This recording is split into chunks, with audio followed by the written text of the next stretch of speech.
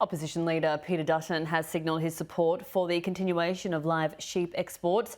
Mr Dutton met farmers and stakeholders at Western Australia's largest agricultural event.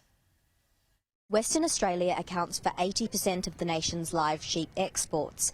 The opposition leader's visit to the wheatbelt town of Wagen indicates his support for the industry. Recognise firstly what the industry has done to improve the situation over the last few years and the dramatic change in the circumstances, the way in which vets have been listened to, the monitors have provided their support, the farmers have worked together to find a better situation, because in the end the farmers who are here today, those that are showing their sheep, those that are involved in the supply chain, they want the best for sheep, for the animals as well. And I wanted to make it very clear today that we will support the industry. Farmers welcomed his decision to attend WA's largest sheep show, which attracts more than 20,000 people a year. Well, I think it's really important that he's showing that he's got support for the ag industry. Most importantly, he's come here to say that he's supporting the live trade. The Albanese government announced it will fulfil its election commitment by establishing a panel of 4 to provide input into how and when the phase-out should be implemented.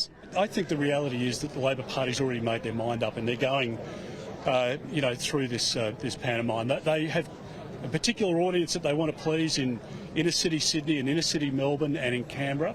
They have no regard for farming families here in the West. There's been significant improvements in animal welfare all through the supply chain that really need to be acknowledged and are the reason this policy shouldn't progress. We've had exceptional outcomes on voyages and in market, and our trading partners are getting this valuable nutrition source with high quality, the clean green image Australia has.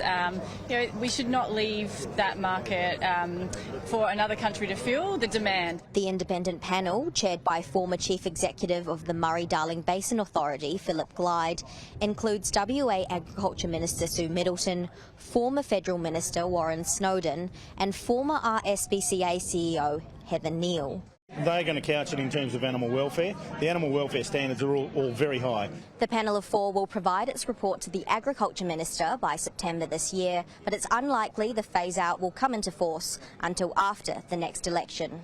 Crystal Wu, Sky News.